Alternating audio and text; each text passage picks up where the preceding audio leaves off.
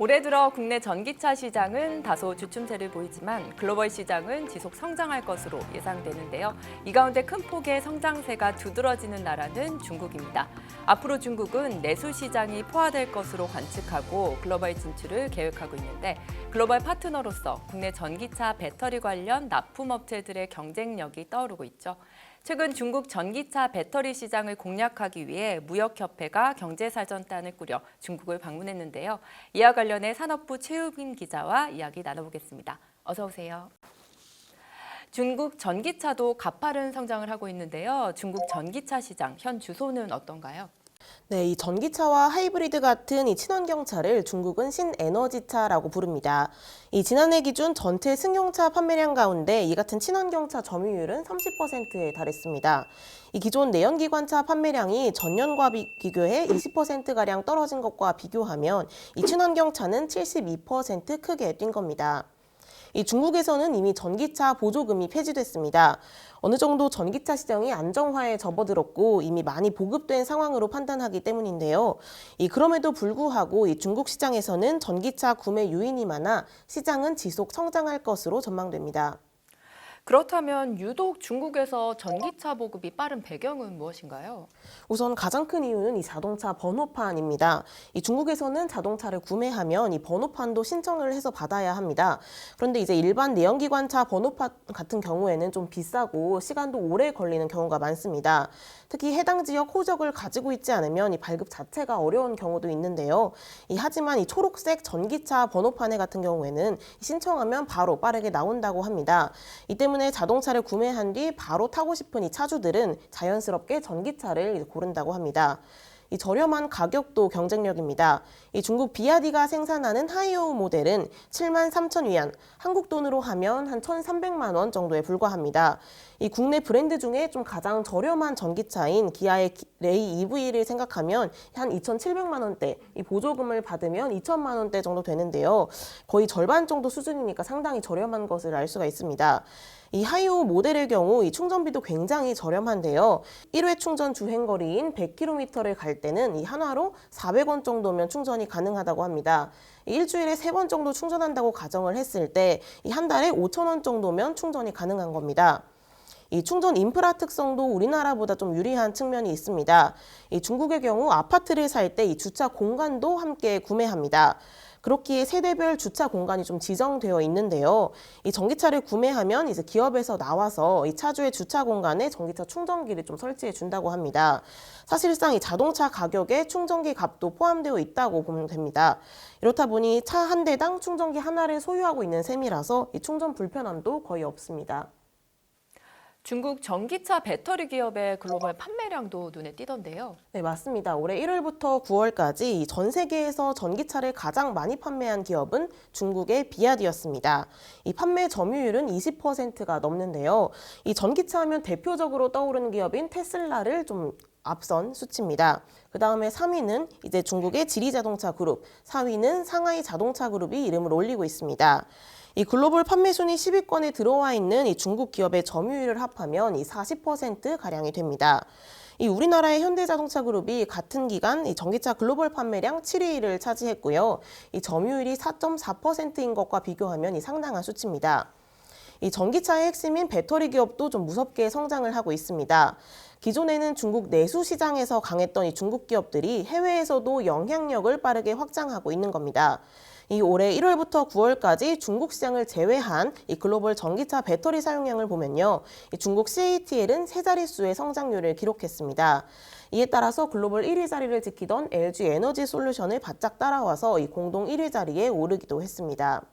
중국 전기차 배터리 시장이 지속 성장하는 가운데 무역협회와 우리 기업들도 중국을 방문해서 비즈니스 기회를 모색했다고요? 네, 맞습니다. 이 한국무역협회는 지난달 20일부터 닷새간 우리 기업들 10곳과 함께 경제사절단을 꾸려서 중국을 방문했습니다. 이 중국의 대표적인 전기차와 배터리 생산업체죠. 이 비아디를 비롯해 EVE, 거린메이, 지리자동차 등을 방문해서 이 경영층과 구매 담당자를 만났습니다. 이 자리에서 우리 기업들이 보유한 이 기술과 생산 역량을 좀 소개하는 기회를 가졌는데요. 이 중국 구매 담당자와의 1대1 구매 상담회로도 이어졌습니다. 관련해 참가한 기업들의 인터뷰 들어보시겠습니다. 중국에 있는 OEM들과는 뭐 코로나라든지 이제 여러 가지 그 상황 때문에 이제 그 많은 이제 교류와 협력을 하지는 못했는데 이번 방문을 통해서 이제 새롭게 이제 한국과 중국 간의 이제 비즈니스를 이제 성사시키기를 좀 기대하면서 이번에 오게 되었습니다. 예, 중국이 아무래도 큰 시장인데 한국 기업이 요즘에 보면은 진출하기 좀 어려운 국가라고 좀 보고 있거든요. 그런데 막상 이렇게 와서 보고 교류를 해보니까 교류를 많이 하다 보면 좋은 기회가 좀 생기지 않을까라는 느낌을 좀 받았습니다. 그 무역협회라든지 정부에서 도와주면은 저희 같은 업체는 한 발 조금이라도 쉽게 접근이 가능하거든요. 근데 이런 기회가 통해 가지고 이렇게 얼굴 안면 튼 것만 해도 충분히 만족하고 있습니다. 네, 앞서 인터뷰에서 보셨다시피 이 코로나19 팬데믹 기간 동안 이 중국이 국경 빗장을 닫았잖아요. 그간 그러면서 한국과의 기업과의 이제 무역 관계가 뚝 끊겼습니다. 특히 이제 중국 기업에 납품하던 중소업체의 경우 이제 거래처가 많이 끊기고 이 한중 관계도 어색해지면서 다시 구축하는 게 쉽지 않다는 목소리가 좀 나왔습니다. 또한 이 중국 내 현대차 그룹의 점유율이 크게 떨어진 것도 좀 문제가 됐는데요. 이 중국 현대차 그룹의 부품을 납품하는 업체들이 이 새로운 거래처를 다양화하고 좀 뚫어야 하는 과제가 있는 겁니다. 다만 중소기업 입장에서는요, 이 중국의 대기업들을 만나고 좀 장점을 어필할 기회를 만드는 것이 좀 쉽지가 않습니다. 그래서 이런 어려움을 해소하기 위해 이번 수출 상담회가 진행된 겁니다. 관련해서 정만기 무역협회 부회장의 설명 들어보겠습니다. 우리 중소기업들 입장에서 볼 때는 납품 상담회고 이쪽에서 볼 때는 구매 상담회 뭐 이런 형태로 이제 이렇게 진행되게 됐죠. 이미 뭐 두세 군데는 아예 구체적인 비즈니스 상담, 계약 이런 것까지 얘기를 할 정도로 깊어지고 있어서 제가 생각했던 것 이상으로 지금 성과가 나고 있다. 그래서 중국은 이미 많이 성장한 것 같은데 우리 기업 입장에서는 어떤 비즈니스 협력이 가능할 것으로 보고 있나요? 네, 맞습니다. 말씀하신 것처럼 이제 중국 내수 시장은 상당히 포화로 가까워지는 상황입니다. 그러면서 이 전기차 배터리 기업들이 글로벌 시장으로 좀 진출을 하고 있는데요. 그런데 그간 중국은 이제 내수로도 충분했기 때문에 글로벌 역량이 좀 부족한 경우가 많습니다. 이 중국 대기업들이 해외로 나갈 때 다른 부품업체들이 따라서 나갈 역량이 좀 되지 않는 건데요. 그래서 중국 업체들은 이 합작법인 등으로 여러 국가에 좀 진출하려고 하는데 이때 이 니즈를 충족할 수 있는 게 우리 한국 업체인 겁니다. 또한 중국은 이미 시장 성장기에 들어서서 좀 공정이 프로세스화되고 좀 일률적인 경우가 많은데요. 다만 글로벌 시장으로 나갈 때는 좀 세세하게 뭐 부품별로 혹은 뭐 국가별로 맞춤형을 해야 되는 경우가 많습니다. 이때 라인을 바꾸기가 쉽지 않은데 한국은 비교적 이 수요에 따라서 대응할 수 있는 게 장점입니다. 일종의 뭐 틈새 시장인 셈인데요. 관련해서 정 부회장의 말 들어보겠습니다.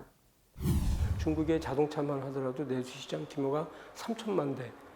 그런데 생산 캐파는 지금 그걸 훨씬 상회하는 상황이 됐거든요. 예를 들면 BYD 같은 회사도 이제 해외로 진출을 하고 싶은 건데 이제 중국의 많은 업체들은 아직 해외 진출한 경험이 축적이 안 돼 있어서 그런 면에서는 우리 기업들이 해외 진출 경험이 훨씬 더 많기 때문에 중국 기업들은 우리 한국 기업들하고 손잡는 게 특히 부품 업체들은 손잡는 게 유리하겠다 이렇게들 판단을 하고 있는 거죠. 실제로 우리 기업들과 만난 중국 기업들의 반응이 어땠는지 궁금합니다. 네, 우선 중국의 1위 전기차 업체인 이 비아디의 로홍빈 부총재를 만났습니다. 그는 좀 모터 분야에서 좀 협력을 좀 강조를 했는데요. 그는 이 글로벌 완성차 업체의 모터 수요가 증가해서 오는 2024년에만 600만 대 이상의 모터를 생산할 계획이라며 이 한국과 모터용 철강 소재에서 협력이 필요하다고 말했습니다. 또 다른 자동차 기업이죠. 중국의 지리자동차의 저유상 국제협력 총경리는 이 급변하는 국제무역 질서 속에서는 글로벌 협력 전략이 국내에 치중하는 전략보다 훨씬 유용하다며 이 협력 의지를 강조했습니다.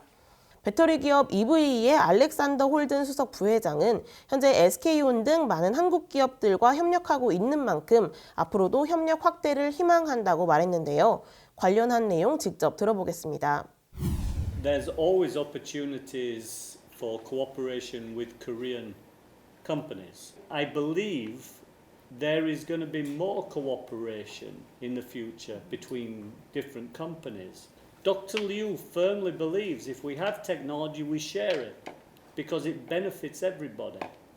So we're very open to joint ventures, not just with other Chinese companies, but also overseas companies as well.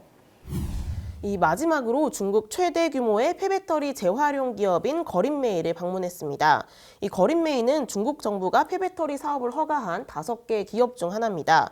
현재 에코프로와 SK온과 합작해서 전북 새만금 국가사업단지에 연산 10만 톤 규모의 전구체 공장을 설립하고 있습니다. 이번 상담회를 통해서 한국 기업에 대한 투자 확대 의지와 긴밀한 협력 의사를 밝혔습니다. 이번 방문이 중국 전기차 배터리 기업과의 협력 물꼬를 트는 어떤 계기가 된 것 같은데요.